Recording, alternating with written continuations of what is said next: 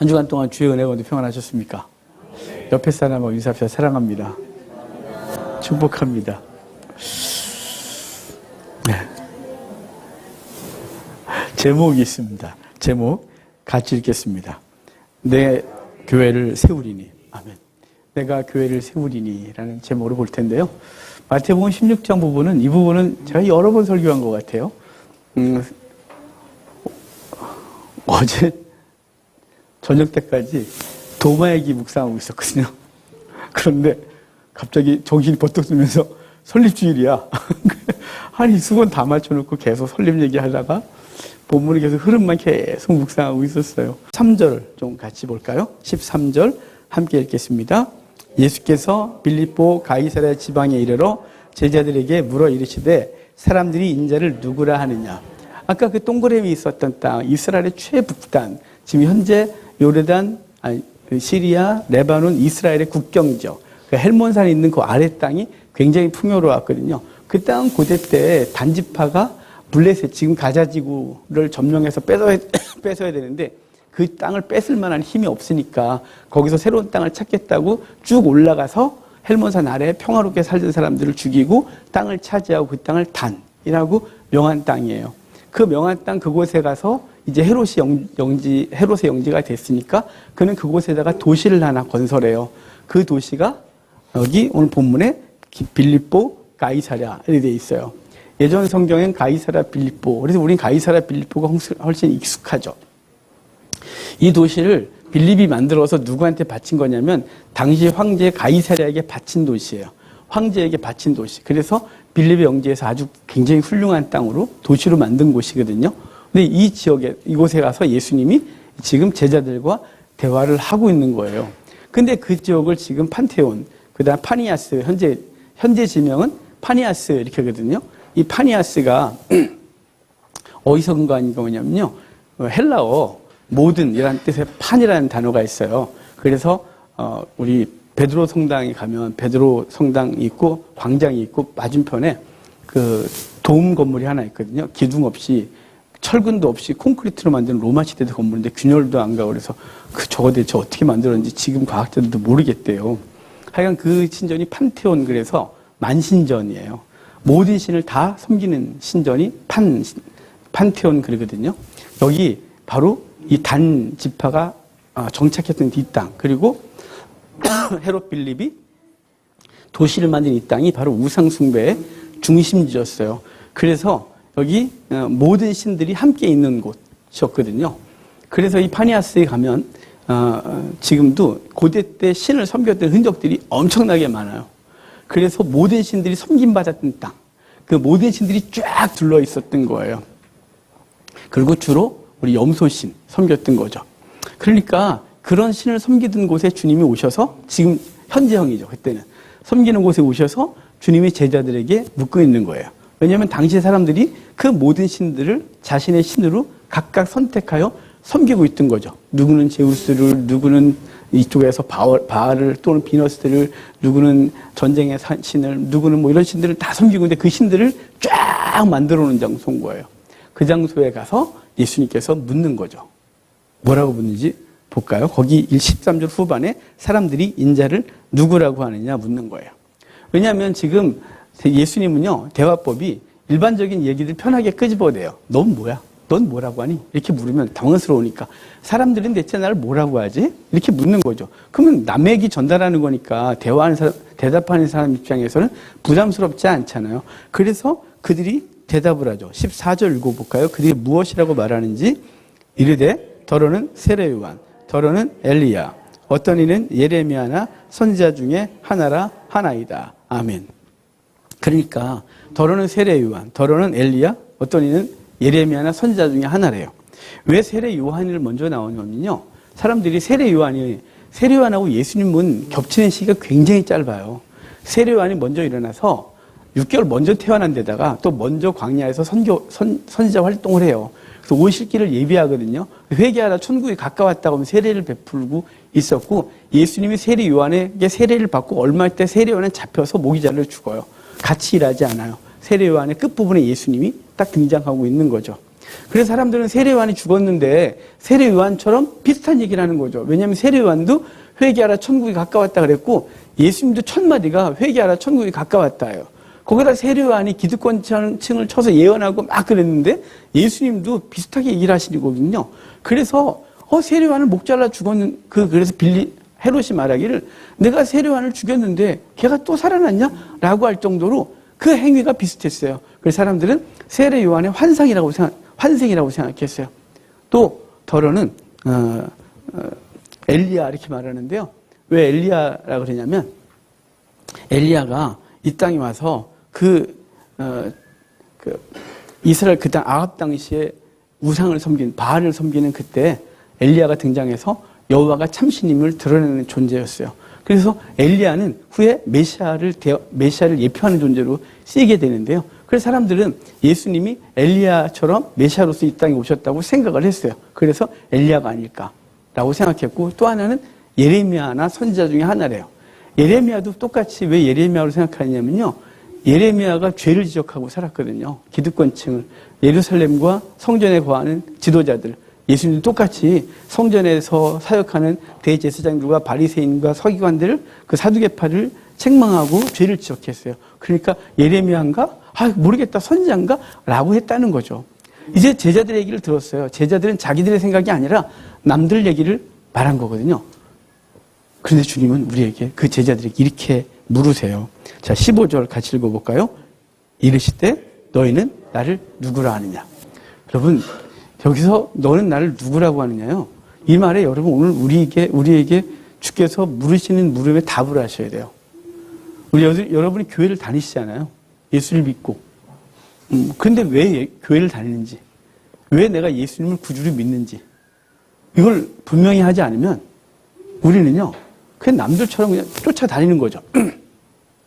많은 사람이 교회 가니까 같이 따라가고 교회 가야 마음 편해질 것 같으니까 교회 가고 교회를 다니다 안 다니면 하던 일이 망할 것 같으니까 찝찝해갖고 다니고 이게 되겠어요? 여러분에게 예수님은 어떤 분인지를 분명히 고백하셔야 돼요. 그렇다고 이 시간에 공개적으로 저한테 얘기할 건 없으세요. 여러분 마음속으로 지금 질문하셔야 돼요. 지금 그럼 참 난감해질걸요? 내게 주님은 어떤 분이지? 라고 평소에 생각을 안 하신 분들은 여기서 아주 힘들어져요. 그래서 저희가 평소에 성경 공부할 때 이렇게 물으면 이 공부를 하다 보면 편하게 그룹 성경 공부를 하다 보면 이것에 대해 대답하기를 되게 난감해하고 온갖 얘기가 다 나와요. 내게 예수님은 어떤 분입니다. 어떤 분입니다. 어떤 분입니다. 이렇게 나오는 거죠. 그러니까 지금 이 말은 주변 사람들이 어떻게 묻느냐 그랬다가 갑자기 주님이 그들에게 쑥 물어서 그럼 너네는 날 누구라고 하냐 이렇게 묻는 거죠. 이때가 예수님 사역 후반이거든요. 3년 반 사역을 하시는데 3년이 지나고 이제 좀 내려가면 예루살렘에 죽으실 거예요. 그러니까 최종적인 과정들. 예수님이 3년 반 동안 가르쳤는데 제대로 배웠나? 묻고 싶은 거죠. 넌 날 누구라고 하냐? 이렇게 물었어요. 그런데 베드로가 대답하는 거죠. 우리 베드로 얘기를 좀 읽어볼까요? 16절입니다. 같이 읽겠습니다. 시몬 베드로가 대답하여 이르되 주는 그리스도시요 살아계신 하나님의 아들이십니다. 주는 그리스도시요 살아계신 하나님의 아들이십니다. 이렇게 말하거든요. 이건 놀라운 얘기죠. 왜냐하면 사람들은 다 예수님을 자기들이 원하는 대로 부르고 싶어요. 원하는 것을 해결해 주시는 분으로 찾고 싶은 거죠. 여러분에게 예수님은 재물을 주시는 분이십니까? 성공을 주시는 분이십니까? 아니면 여러분의 가정을 이렇게 딱 붙들어 주시는 분?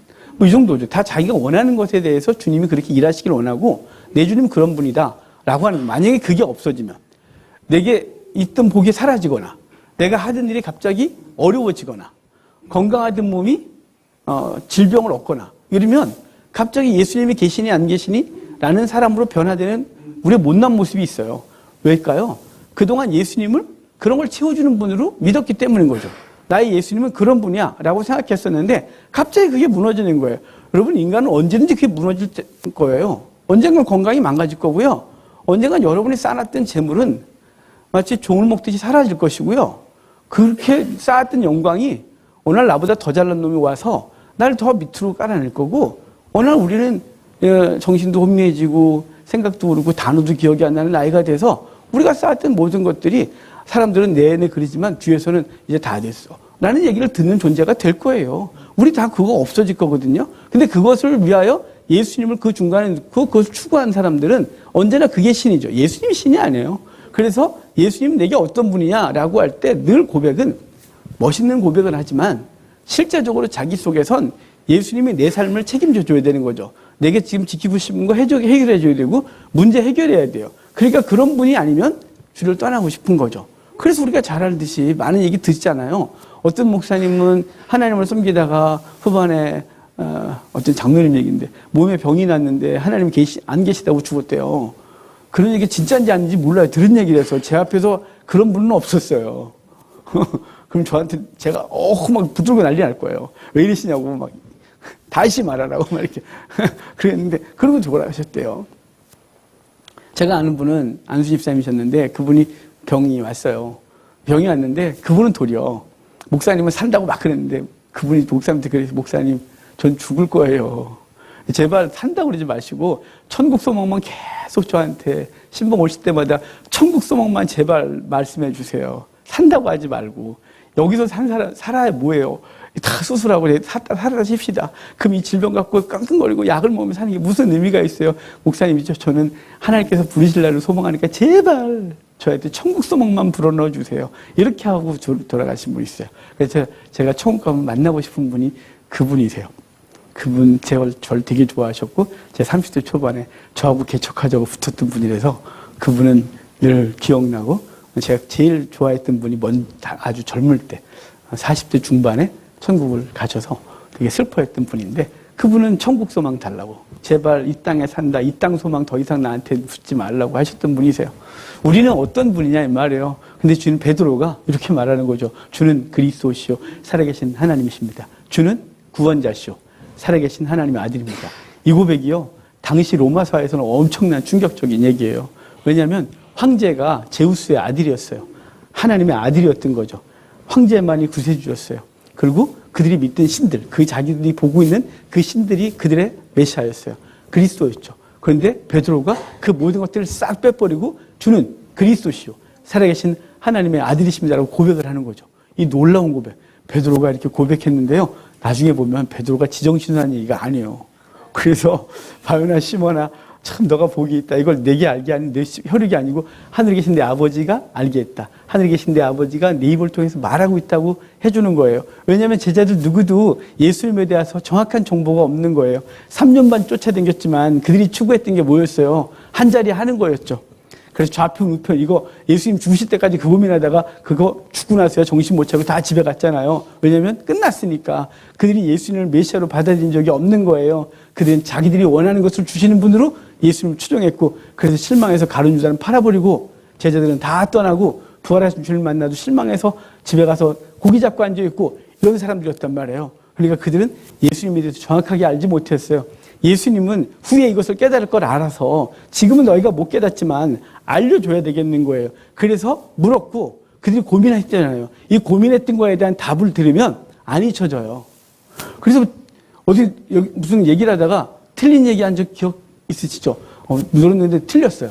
맞는 줄 알았는데 나중에 이게 잘못된 얘기를 한 거예요. 얼마나 소리 끼쳐요. 그래서 사과하고 내가 그때 잘못했어요. 이거는 안 잊어먹어요. 제 성경 공부를 하면서 그런 적이 한두 번이 아니에요. 목사가 아는 척을 해야 되겠으니까 질문하면 대답을 해주고 집에 가서 확인하면 틀렸어요. 그럼 다음에 만나서 정말 그때 잘못했어요. 이렇게 말하죠. 제가 한 성경 공부를 그룹에서 한 2년 정도 제가 청년 전사 때 했는데 그때 성경을 공부하고 가르쳐달라는 사람이 있어서 가르치는데요. 이거 성경을 제가 그때 제대로 알지 못할 때거든요. 질문하면 아는 척을 해야 되잖아요. 매주 시작은 지난주에 잘못된 거 수정하는 거였어요. 그럼 그게 제 속에서 사라지겠어요? 그것이 쌓여서 성경에 대해서 조금씩 지식이 늘어나게 되는 거죠. 제자들에게 물었어요. 이 물음에 대해 답을 고민했죠. 고민했는데 자기가 무슨 대답을 할지 모르겠는 거예요. 근데 베드로가 툭 대답을 했고 주님께서 그것에 대해서 잘했다 라고 하신 거죠. 그 당시는 자기가 한 말, 자기들이 한 말이 무슨 말인지 몰랐지만 성령이 임하고 나서야 그 말씀이 뭔지 깨닫고 그래서 그들은 예수님을 그리스도로 예수님을 하나님의 아들로 섬기는 존재가 되는 것이죠. 자, 그래 놓고 주님께서 이제 그 베드로가 한 말에 대하여 그 다음 얘기를 해주세요. 자, 우리 18절 볼까요? 18절 같이 읽겠습니다. 또 내가 내게 이르노니 너는 베드로라. 내가 이 반석 위에 내 교회를 세우려니 음부의 권세가 이기지 못하리라. 너는 베드로라 그래요. 너는 페트로스, 반석이라는 뜻이에요. 근데 원래 그 앞에 베드로의 원 이름이 나왔어요. 17절 중반에 예수께서 대답하여 이르시되 바요나 시모나 내가 복이 있다 그러죠. 바요나 시모나 그러는데요. 바는 아람어예요. 아들이라는 뜻이거든요. 바르 요나 이런 뜻이래요. 이런 단어예요. 요나의 아들. 그리고 시몬 갈대야. 원래 이름이 갈대거든요. 근데 베드로의 아버지가 요나인지는 정확하게 잘 모르겠어요. 중요한 건 뭐냐면 예수님께서는 왜 요나라는 이름을 거기서 끄집어내서 요나의 아들을 그랬을까요? 요나가 우리가 잘 아는 대로 구약에서 선지자였지만 그가 하나님 말씀 듣고 다음에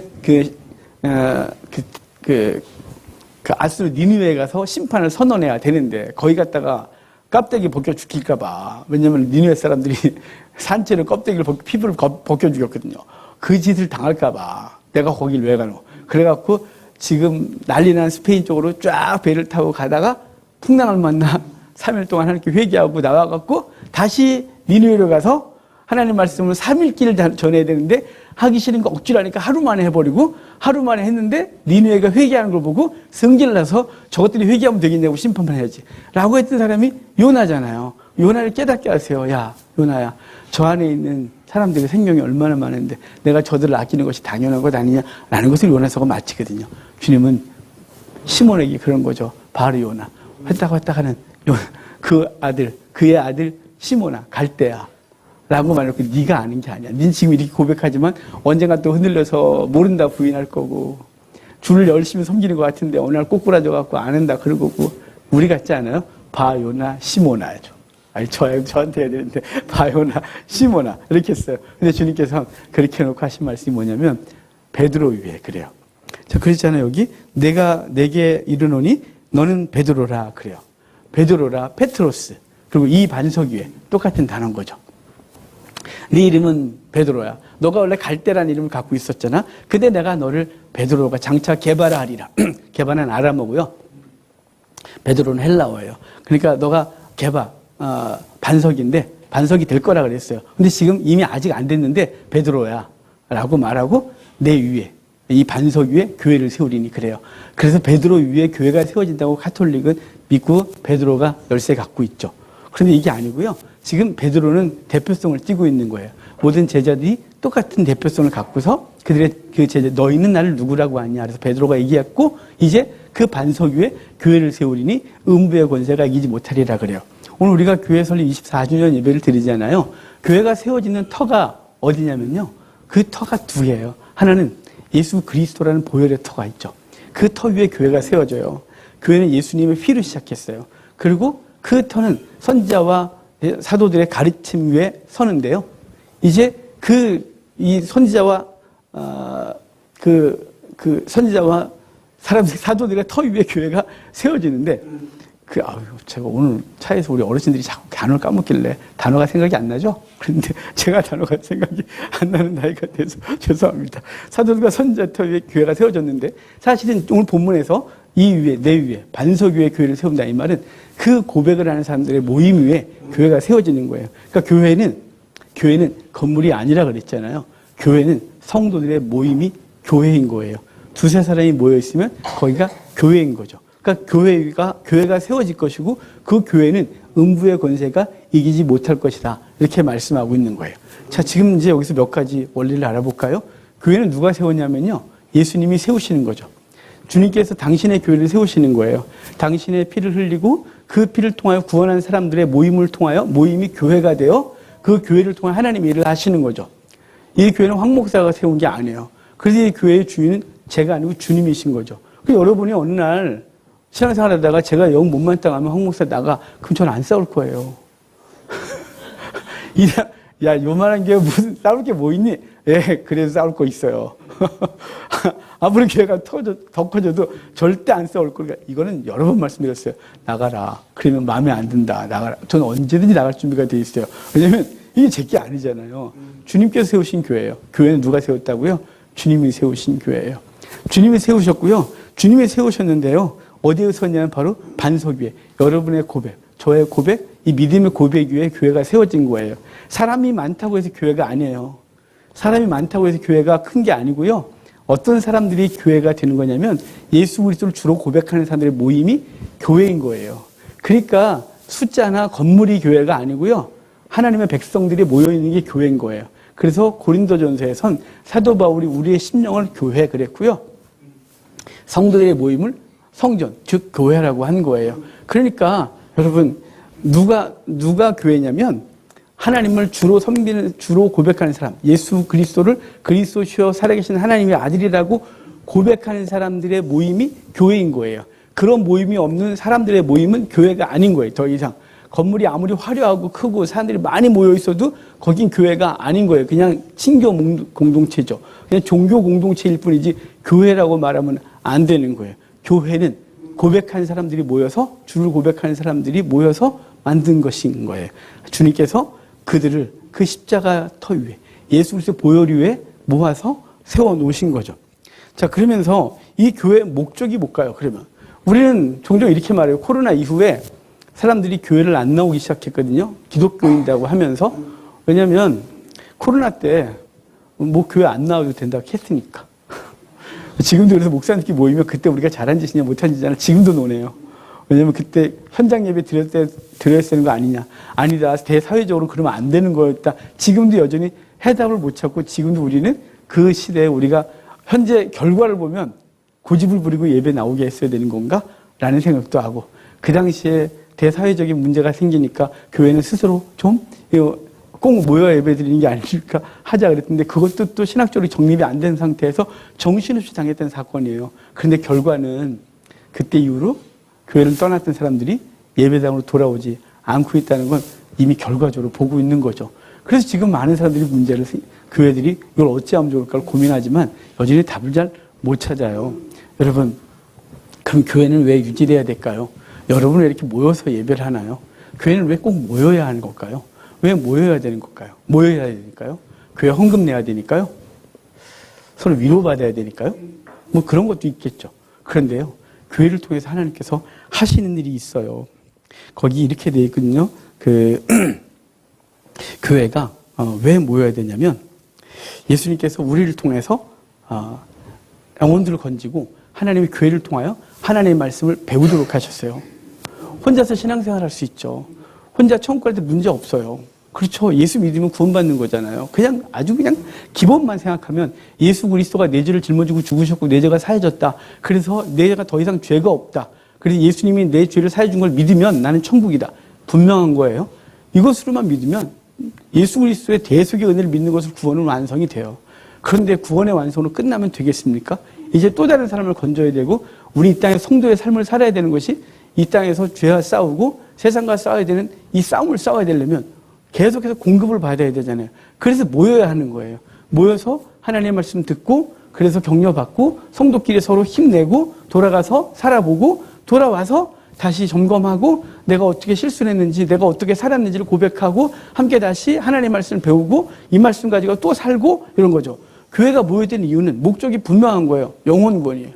영혼을 건지기 위해서 우리가 살아나고 그 살아난 사람들이 또 다른 사람들을 건지기 위하여 교회 공동체는 필요한 거예요.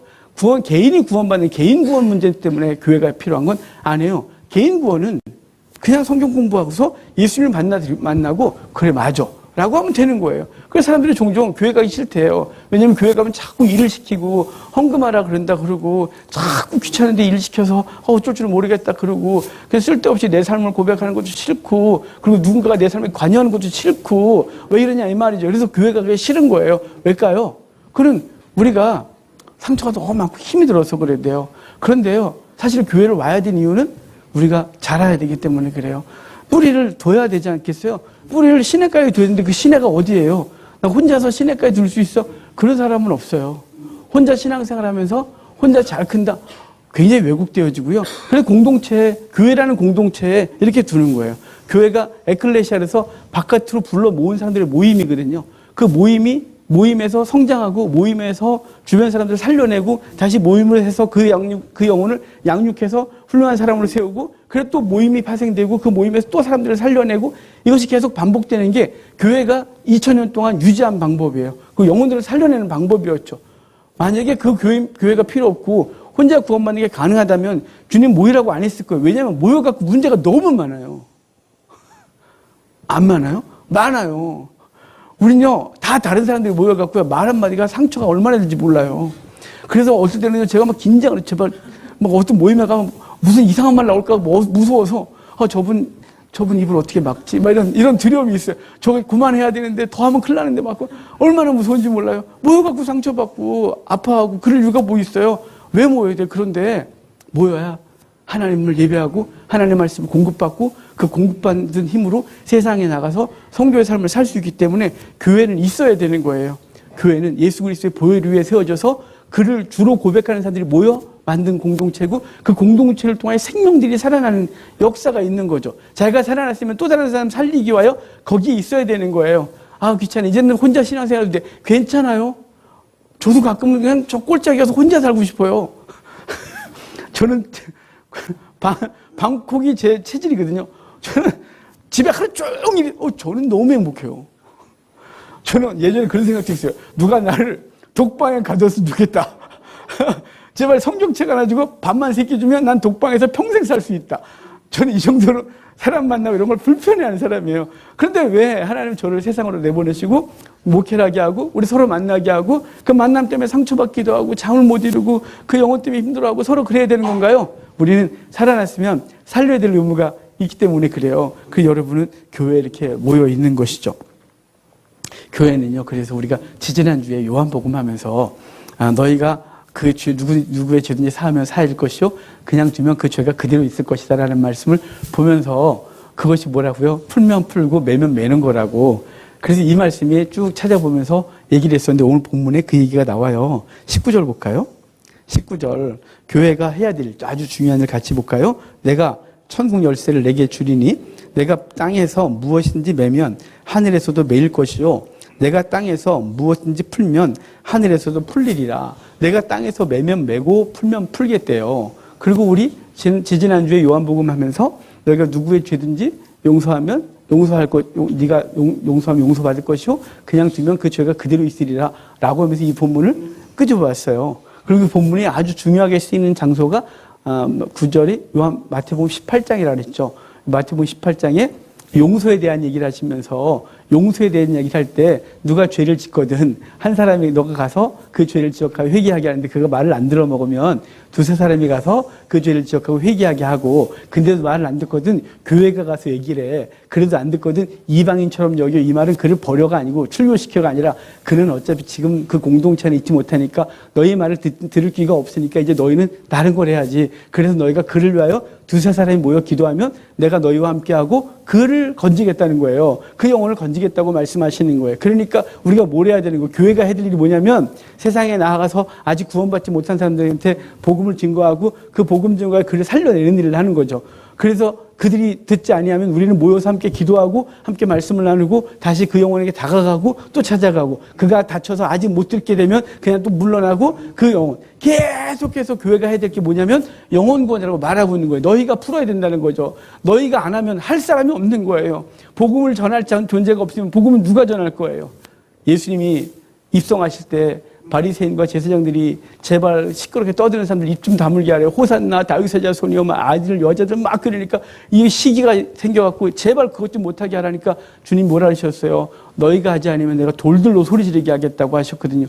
주님은 뭘 해야 되는 거예요? 외치게 해야 되는 거죠. 외치는 사람이 없으면 듣는 자가 없고, 듣지 못하면 믿음이 안 생기고, 믿음이 없으면 구원을 못 받는 거예요. 로마서에서 말하잖아요. 너가 전해라고. 전하지 않으면 누가 어떻게 들으며 듣지 않고 어떻게 믿음이 생기냐고. 들으면 믿음에서 난다고. 믿음은 들으면서 난다고 이렇게 말하잖아요. 그러니까 우리가 해야 될 게 뭐예요? 교회는 나가서 푸는 일을 계속하는 거예요. 난 풀렸으니 됐어가 아니라 이제 난 풀려서 천국 백성 됐는데 아직 묶여있는 사람들, 아직 지옥에 있는 사람들, 아직 사망 가운데 있는 사람들에게 복음을 증거해 그들의 묶여있는 걸 풀어내는 거죠.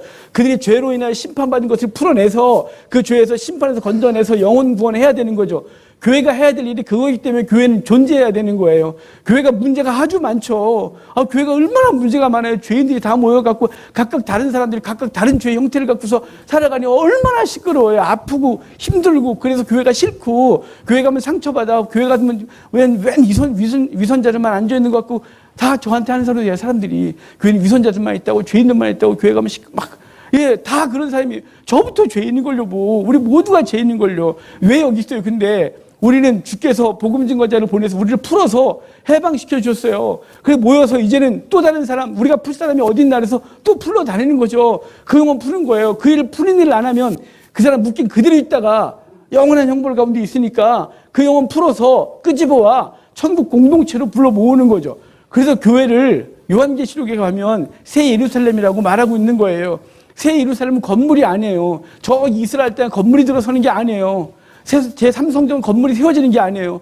요한계시록의 새 예루살렘은 교회 공동체를 말하는 거예요. 성도의 공동체, 건물이 아니에요. 무형이에요. 사람들, 모임이 그만큼 많은 거예요. 그래서 구원하는 사람들 다 불러 모아서 하나님이 그 안에 거하시고 그분이 영원히 빛이 되시고 그분이 거하시는 그곳에 교회 오면 다시는 눈물도 슬픔도 아픔도 없는 그 영원한 공동체에 들어오게 되고 이 땅에서 불완전하지만 주님께서 완성하시는 날에 그 모두가 다 그 영원한 세계를 누리는 놀라운 복 가운데 있게 하기 위해 우리 교회가 있어야 되는 거죠. 교회는 왜 자꾸 세운대? 예, 세워야죠. 목사님들이 교회 개척할 때 전 너무 아파요 요새.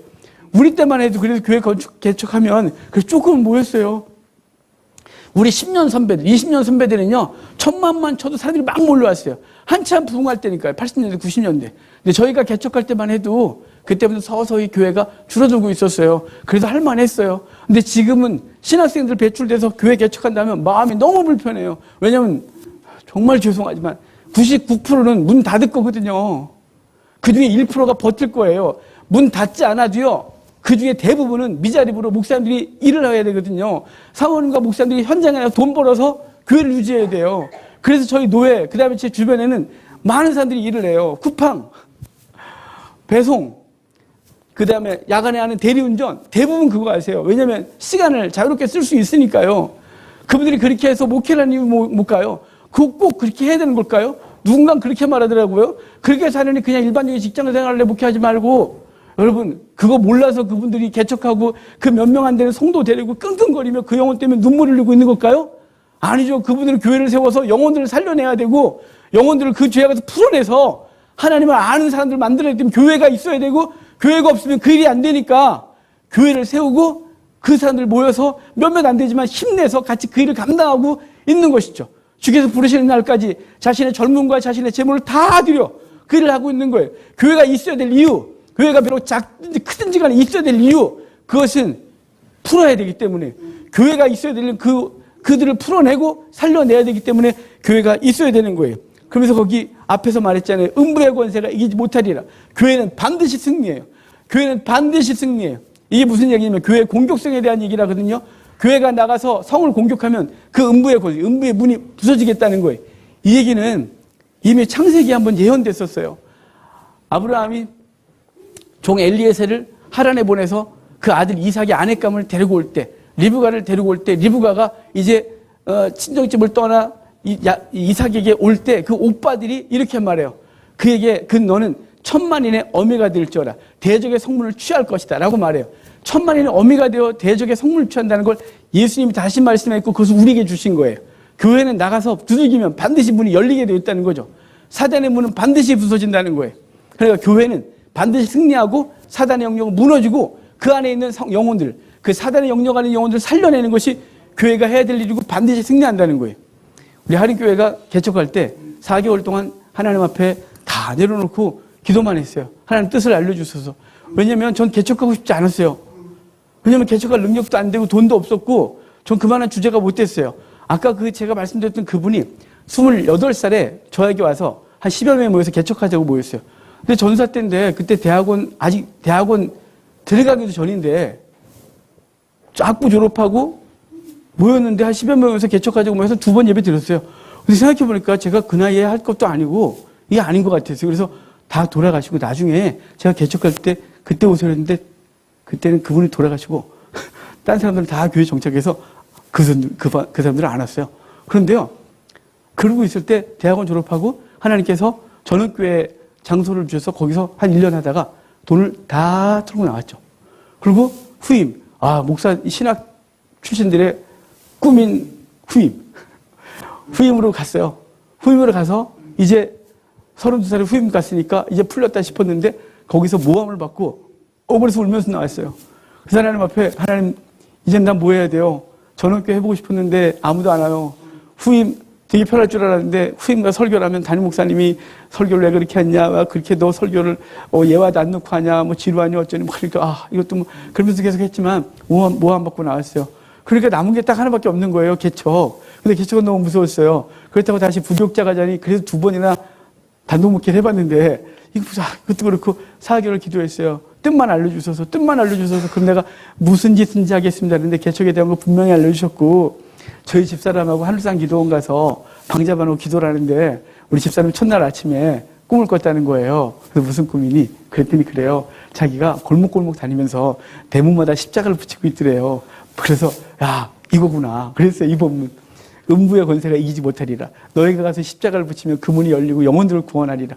이것을 응답받고 그래서 기도원에서 기도하는 내내 굉장히 행복했어요. 와 그래.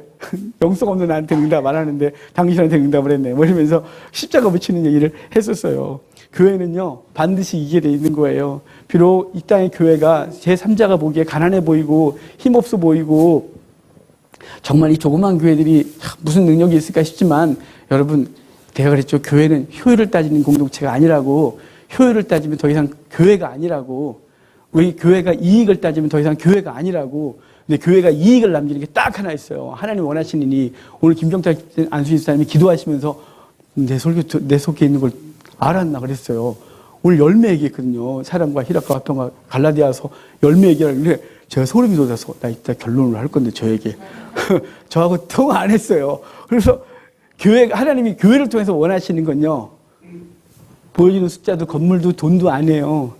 그리고 우리 교회가 추구해야 될 게 효율이 아니에요. 효율이 아니면 못 가요.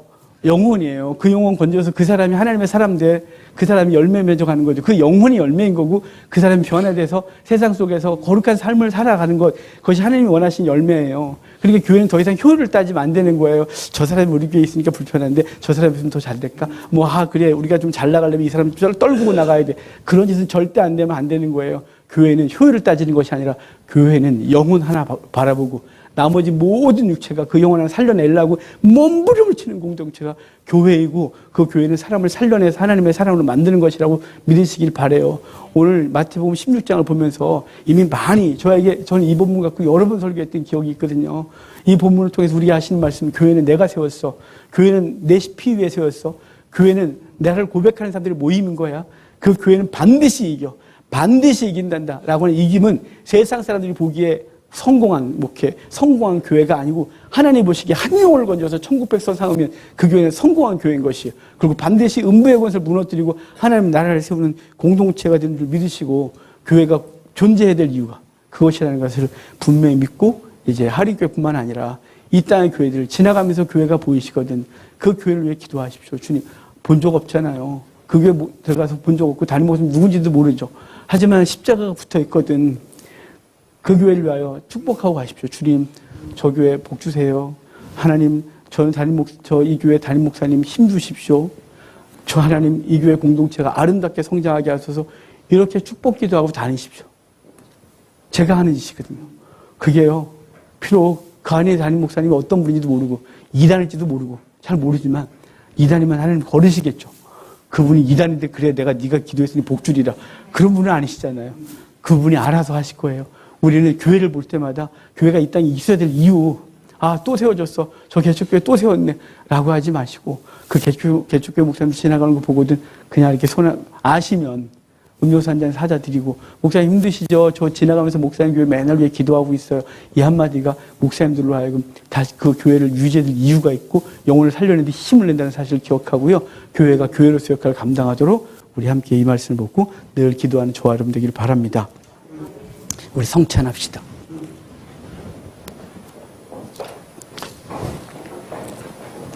찬송가 317장 찬양 드리겠습니다.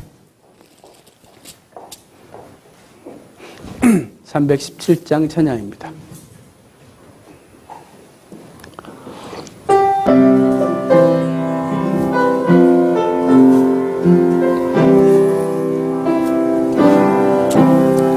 내 주 예수 주신 은혜 한없건만 내 주 앞에 이 적은 건 다 드리니 주 예수여 내 정성을 받으소서. 주 날 위해 보배로운 피 흘리사 그 귀하신 생명까지 다 주시리. 내 천한 몸이 생명을 왜 아끼랴. 주 예수께 비친 것이 한없건만 나 주 드린 것은 참 적으리. 내 예수여 너그럽게 보옵소서. 날 위하여 십자가에 피 흘 주님 주 예수의 은혜로서 인치시고 내 모든 것 주의 소유 삼으소서. 주 날 위해 그 귀하신 몸 버리사 이 내 몸을 핏값으로 사셨으니 내 생명도 주 예수께 바칩니다. 아멘. 하나님의 말씀 같이 보겠습니다. 에베소서 4장입니다.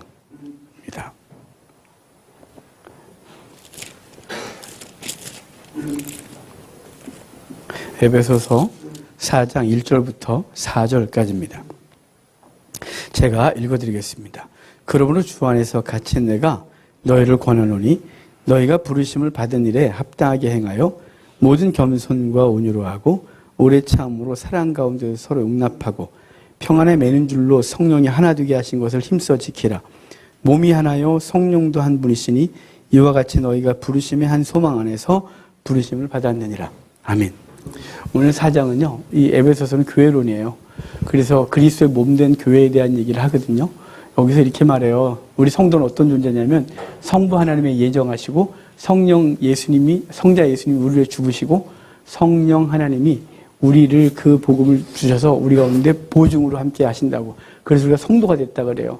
그래서 죽었던 우리가 살아났는데 그 살아난 우리들이 그리스도를 중심으로 한 건물이 되어간다고 말하거든요. 그리스도를 중심으로 한 건물이 되어간다, 이것이 교회예요. 그러니까 그리스도의 죽으심이, 그의 보혈이 우리를 살렸고, 그래서 이방인이나 유대인이나 상관없이, 많이 배운 자나 그렇지 못한 자나 상관없이, 우리가 사회적으로 어떤 대우를 받든지 상관없이 우리가 모두가 다 그리스도를 중심으로 교회가 되고 있다는 사실이에요. 그래서 교회는 이제 어떻게 교회를 유지하고 교회로서의 삶을 살기 위해서는 서로 겸손하고 온유하고 오래 참고 서로 용납하는 삶이 우리에게 있어야 되겠죠. 정죄하고 판단하고 비난하고 비판하지 마십시오. 가장 가까운 사람인 가족 간에도 그러지 마시고 용납하고 용서하고. 왜냐하면 주님이 우리를 그렇게 해주셨기 때문에 그래요. 그걸 그렇게 하는 것으로 힘써 지켜라, 이렇게 말하거든요. 그래서 교회 공동체가 교회로서 역할을 감당하고 또 다른 영혼을 살려내는 힘을 내기 위하여 우리에게 요구하신 것이에요. 이 기본이 예수님의 죽으심이죠. 예수님이 저와 여러분을 용납해 주셨고 온유함으로 오래 참아 주셨고 용서해 주셨기 때문에 우리 이 자리에 있어요. 이제 예수 그리스도의 이 보혈 또 떡을 대하면서 우리 삶으로 돌아가서 우리의 삶의 자리들, 그것이 하나님의 백성의 삶의 자리인 줄 알고 만나는 사람을 용서하고 오래 참고 용납하고 온유함으로 대하여서 하나님의 사람으로의 삶을 살아내는 저와 여러분 되기를 바랍니다. 성찬일을 여시고요. 예수님이 죄가 없이 이 땅에 오셨습니다. 누룩이 없이 이 떡을 굽게 되어 있습니다. 또한 이 떡은 구멍을 많이 뚫게 되어 있는데 예수님이 바로 우리를 위하여 십자가에 못 박히신 것을 의미합니다. 또 이것은 주인이 손님에게, 가장이 가족에게 나누어 줘야 된다고 했습니다.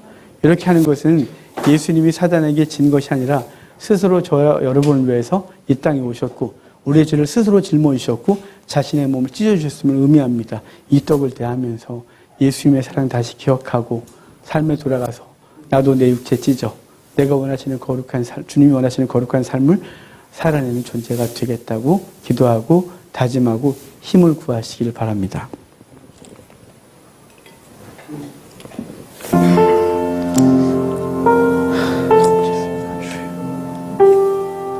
우리 떡을 들까요? 떡을 드시고 이렇게 기도합시다. 주님, 나 같은 것 위해 당신의 몸 주셨습니다. 내가 무엇인데 나같이 못난 것 위해서 죽으셨습니까?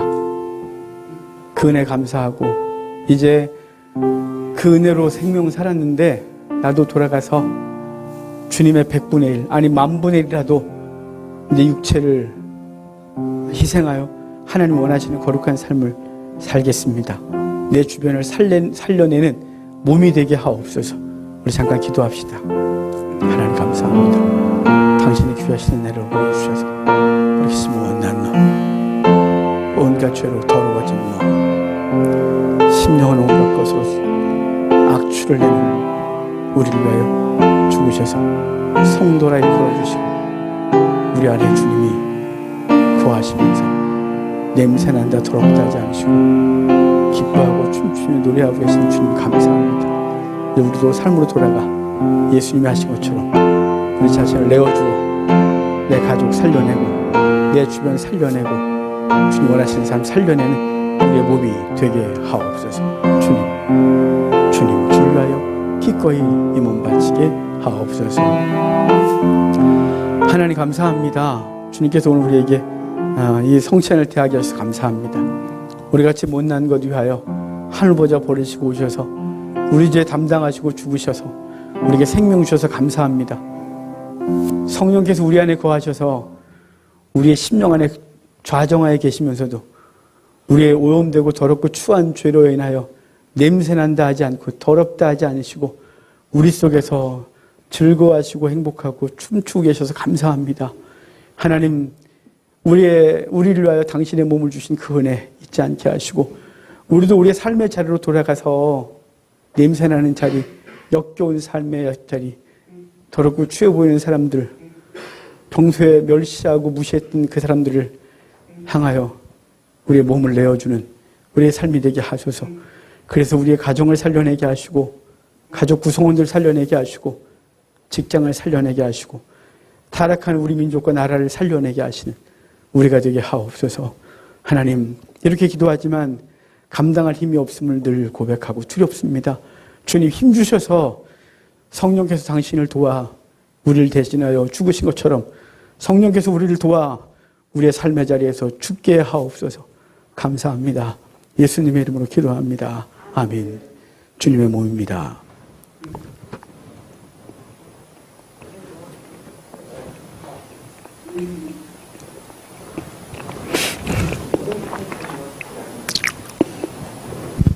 주님께서 십자가에서 물과 피를 다 쏟아 우리 죄를 씻으셨고 그것으로 생명 주셨습니다.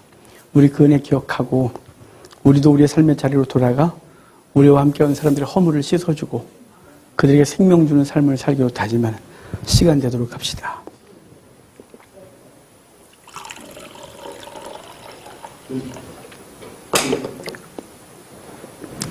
잔을 듭시다.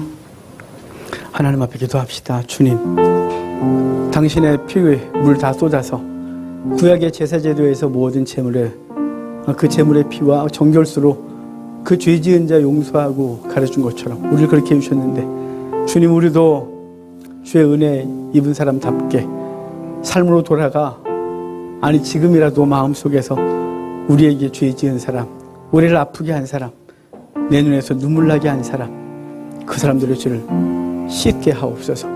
용서하게 하소서.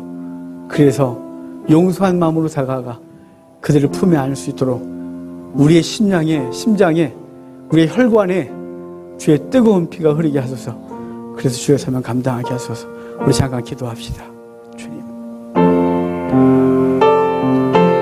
주님, 우리 부족을 주님 아십니다.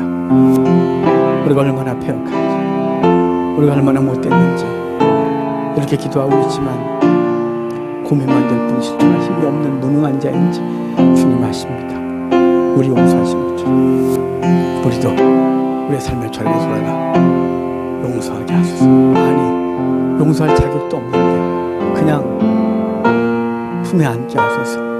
그래서 주의 용서하시며 은혜를 전하게 하소서. 우리를 붙들어 주소서. 힘없는 우리를, 무능한 우리를 힘 주십시오. 도와주십시오. 감사하시는 노래랍니다. 주님 붙들어 주소서.